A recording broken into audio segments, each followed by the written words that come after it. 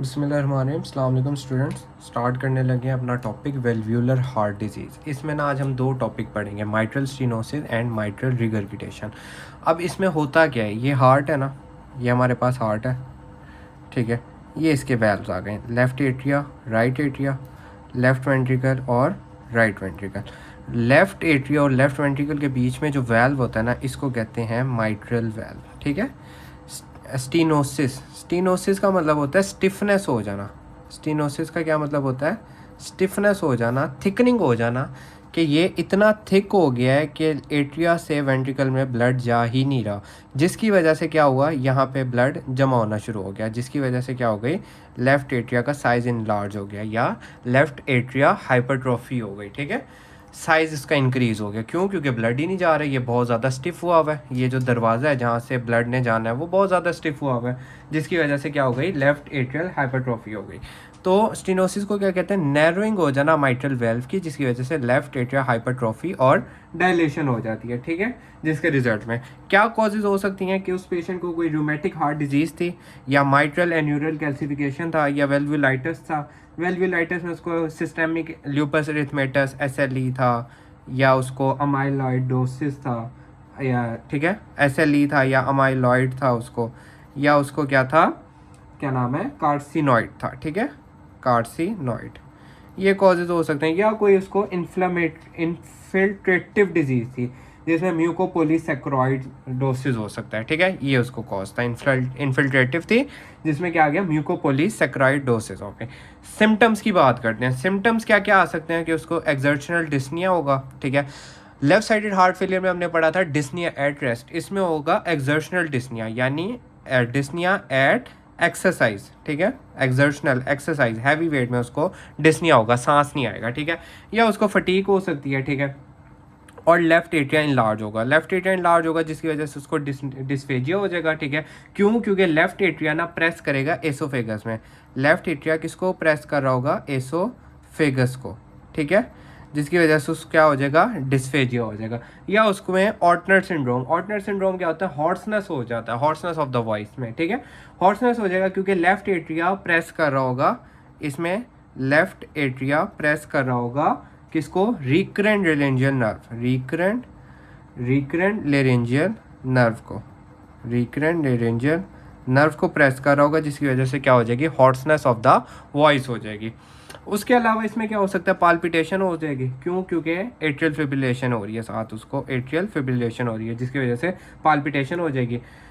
और उसमें pulmonary hypertension हो सकती है, ठीक है। और all sign and symptom increase होंगे विद एक्सरसाइज और प्रेगनेंसी। ये सारे साइन जो हमने पढ़े हैं ना, ये सारे साइन इंक्रीज होंगे किस में, एक्सरसाइज या प्रेगनेंसी में, ठीक है। उसके बाद हम साइंस की बात करते हैं। साइन क्या हो सकते हैं, पेशेंट का मेलर फेसिस होगा। मेलर फेसिस क्या होता है कि बायलैटरल डस्ट की पिंक डिस्कलरेशन हो जाएगी चीक पे, बायलैटरल डस्ट की पिंक डिस्कलरेशन हो जाएगी। या और ये होता है क्योंकि लो कार्डिक आउटपुट हो रहा है, ठीक है, लो कार्डिक आउटपुट हो रहा है, जिसकी वजह से ये हो रहा है। और वेजो कंस्ट्रिक्शन हो जाती है, वेस्कुलर स्टेसिस हो जाती है। एपेक्स बीट की बात करें, एपेक्स बीट लोकलाइज होगी, टैपिंग होगी, और ये हमेशा होती है फिफ्थ इंटरकोस्टल स्पेस में, फिफ्थ इंटरकोस्टल स्पेस में होती है एपेक्स बीट, ठीक है। और हार्ट साउंड हमें क्या नज़र आएगा, लाउड S1 या लाउड P1, हमें P2 सॉरी, लाउड S1 और लाउड P2 हमें हार्ट साउंड हमें सुनाई देगा। फिर मोस्ट इंपॉर्टेंट जो आता है ना आपके MCQs में, वो आता है मरमर। मरमर कैसा होगा, इसका जो मरमर होता है मिड डायस्टोलिक मरमर, ये MCQs है, ठीक है। मिड डायस्टोलिक ये इस तरह का होता है कि कम से ज़्यादा से कम होता है, फिर एकदम ज़्यादा हो जाता है। ये S1 साउंड, ये S1 आ गई, ये S2 साउंड आ गई। ये जो होता है, ये होता है ओपनिंग स्नैप।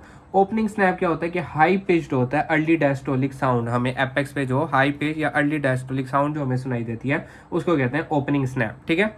तो ये हमें मरमर सा नज़र आएगा, कौन सा, मिड डायस्टोलिक मरमर, किसमें, माइट्रल स्टेनोसिस में। या इसमें एक और ग्राम स्टेन मरमर भी होता है, ठीक है। उसके बाद इसकी इन्वेस्टिगेशन की बात करते हैं।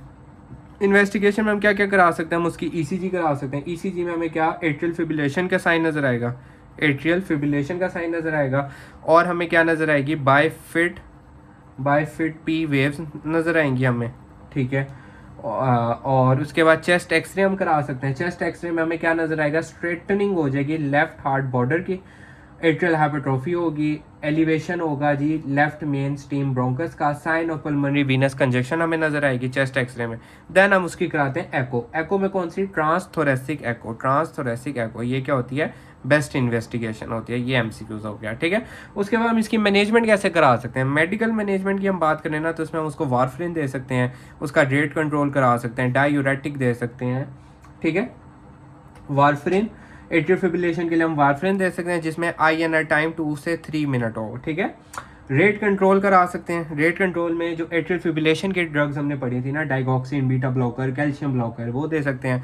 डायूरेटिक दे सकते हैं, सोडियम रिस्ट्रिक्शन दे सकते हैं, ठीक है। और एंडोकार्डाइटिस के प्रोफाइलैक्सिस हम दे सकते हैं। एंडोकार्डाइटिस अगर हो जाए ना, उसकी हम प्रोफाइलैक्सिस दे सकते हैं।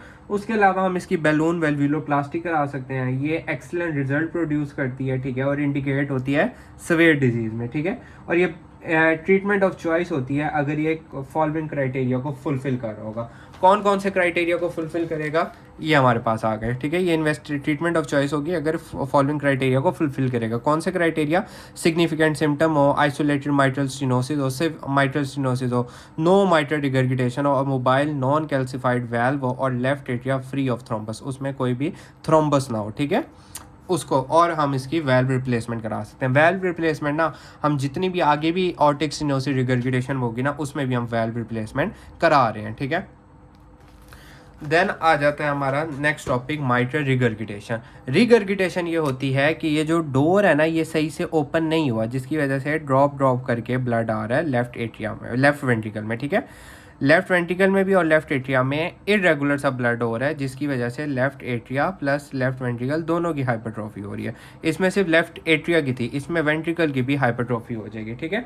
इसको रिगर्गिटेशन को क्या कहते हैं? बैकवर्ड फ्लो भी कहते हैं, या जिसमें वेल्व जो है ना वो सही से क्लोज नहीं हुआ, और ये होता है रेट्रोग्रेड ब्लड फ्लो भी कहते हैं, या बैकवर्ड फ्लो भी कहते हैं, कि लेफ्ट एट्रिया में वापसी ब्लड आ रहा है सिस्टोल में, ठीक है, क्योंकि माइट्रल वेल्व सही से बंद नहीं हुए। कोजेस क्या हो सकते हैं? Rheumatic fever.